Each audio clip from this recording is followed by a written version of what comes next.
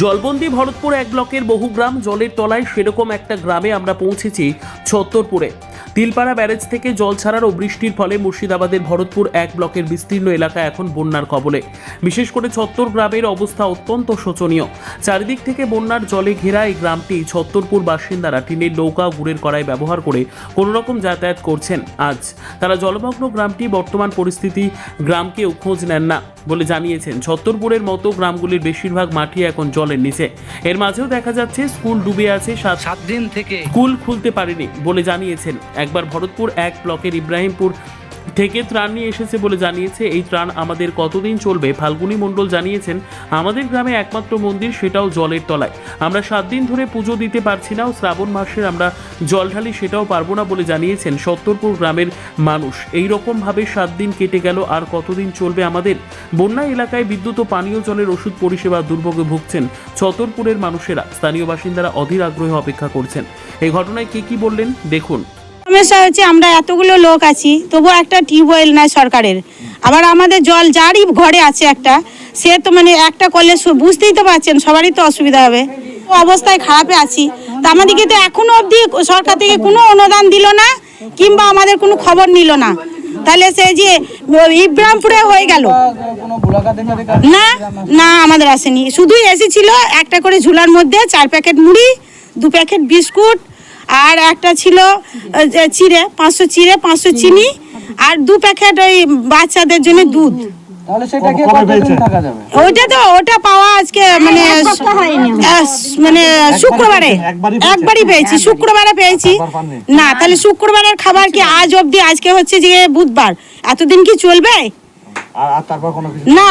আবার বলছে এর মধ্যে নাকি চাল ছিল, ডাল ছিল, সেগুলোও এলো না। না, আমাদের দেখা করেও যায়নি। মেম্বার আছে, মেম্বারদের মতো করছে, আমাদের মতো করছে না। আমাদেরকে তো দেখতে এসছে, মানে আসছে না। মেম্বার বাস করে ইব্রাহিমপুরে। না, ছত্তরপুরে নয়। সব বন্ধ, একতলা ঘর ডুবে আছে, গরু বাছুর সব একবারে সেই যে বাংকার বলে সেইখানটা একটু ধাপ ছিল, সেই জায়গায় আছে। কিন্তু কোনো যোগাযোগের ব্যাপার নাই, জল খাওয়া কি কোনো আমাদের মানে চারদিকে জলে ঘিরে আছে, ডেঙ্গার মধ্যে কোনো প্রবেশ নাই। এর মধ্যে কোনো সরকারি তো একটু সাহায্য পাচ্ছি না। এদিকে আপনি কোথায় যাচ্ছেন? এদিকে গিয়েছিলাম, আমার এখানে একটা খড় আছে ডেঙ্গাতে, সেই খড় আনার জন্য, গরুদের দেওয়ার জন্য। এই টিনের এতেই আমার রাস্তা, এটাই যানবাহন আমার। এতেই জল আনা, খাওয়া দাওয়া, থাকা সবকিছুই। আপনার বাড়ি কোথায়? বাড়ি তো এই তো মন্দিরের ওই পাশে, মানে কোনো যোগাযোগ নাই এখানে। আপনার নাম কি? আমার নাম ভাগ্যধর মণ্ডল। আমরা বাড়ি থেকে বেরোতে পারছি না, আমাদের খুবই অসুবিধা। আমার ছেলে স্কুল যেতে পারছে না, প্রাইভেট যেতে পারছে না। আপনার বাড়ি কোনখানে?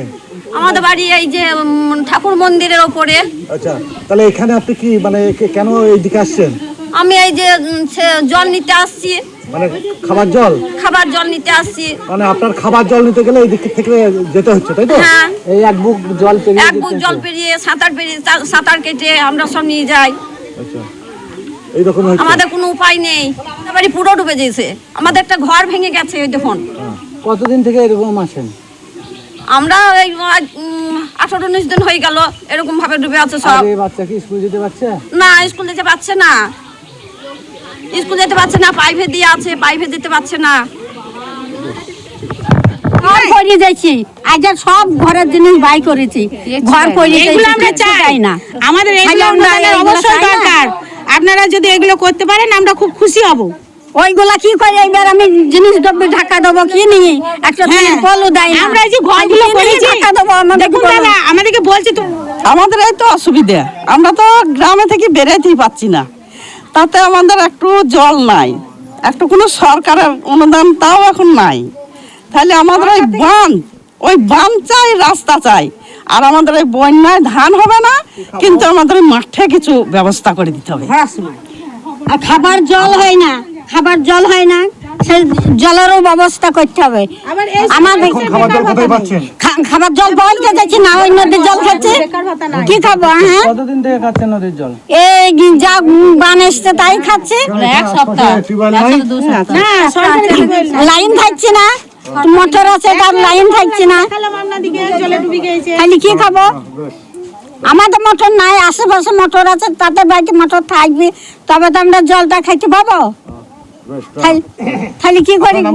আমার নাম আরতি মন্ডল, বাড়ি ওই ছেতপুর এইখানে, নিতাই গৌরাঙ্গ, একটা শিব ঠাকুর, তারপরে আমাদের রক্ষাকালী গ্রাম দেবতা। আচ্ছা, কদিন ধরে এটা? এটা 5 বার ডুবা হয়েছে। তাই যারে 1 লাখ আছে, 7 দিন ডুবি আছে। আপনারা কি কোনো পুজো করতে পারছেন না? না, পুজো করতে আমরা পাচ্ছি না। শিবের মাথায় জল ঢালতে পারলাম না। এই তো শেষ দিনে জল ঢালতে হবে, তা জল ঢালা হবে না, কি করবো, কিছুর উপায় নাই। আপনার নাম কি? আমার নাম ফাল্গুনী মন্ডল।